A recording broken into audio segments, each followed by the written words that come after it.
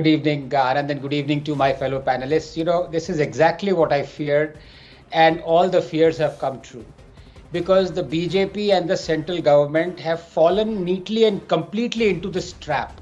Now they are having to beseech, plead, explain, convince that no mosque will be touched. This amendment act bill is not against Muslims. That was never the issue. The problem is that this draconian act and the amendment was against the non-Muslims. But they've been beaten into a corner and now they're having to explain, Kyare bhai, this is not anti-Muslim. Problem is it was anti-non-Muslim. Be that as it may. I have spoken ad nauseum, Anand, with you about the Waqf Act, about the amendment bill, about the continued draconian nature of it. So many clauses remain, about the need for giving Hindus a similar act in the interest of equality, about the fact that I have nothing against the Waqf board. Why should anyone?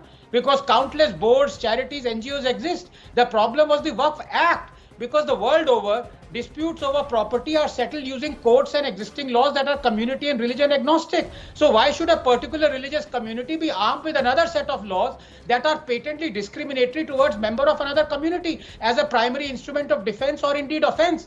But there is no point repeating all this. Today is a day of reflection, and I'll tell you why.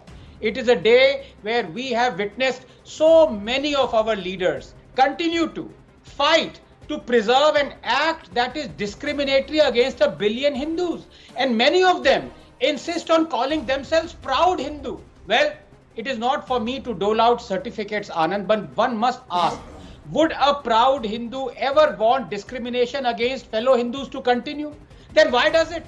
Why are we in an India where 500,000 Hindus are forced to be refugees in their own land?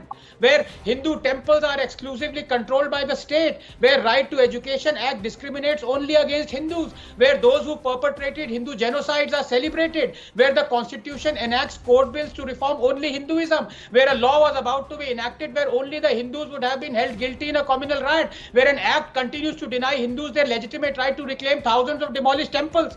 And do we not even realize that what we cherish most in this land, pluralism, can only survive if India does, and India can only survive if Hinduism does. Let me explain.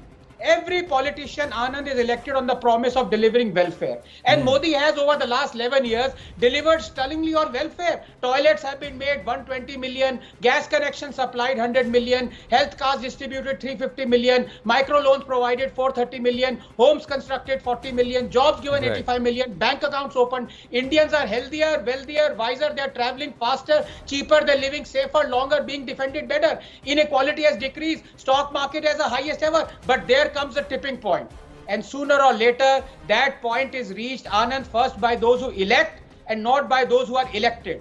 There is only so many toilets to be made, so many taps to be connected, so many bank accounts to be opened, and once they are, the voters need something more than the basic amenities. That time has come. The time has come for Modi to stop discrimination against 1 billion Hindus. Discrimination that is legal, social, educational and constitutional. To address this issue later would be too late. Quite possibly it already is. Just 30 seconds. The Hindus, Anand, do not ask for appeasement. They never have. The Hindus do not even mind if people belonging to other religions are appeased. All the Hindus ask for is that discrimination carried out against them be ebbed, if not stopped altogether. Is that too much to ask? The proverbial Hindu Rashtra, a rhetorical derisory reference to the dawn of 2014 coined by the left to guilt trip Indians into believing that they were now living in a fascist state where Muslim rights were being stomped upon by brown-shirted, goose-stepping Hindutva soldiers, is soon going to celebrate its 11th anniversary. 11 years, Anand, of apathy, of inaction, of prejudice, of constitutional and judicial discrimination, not against Muslims, but against Hindus. Do something.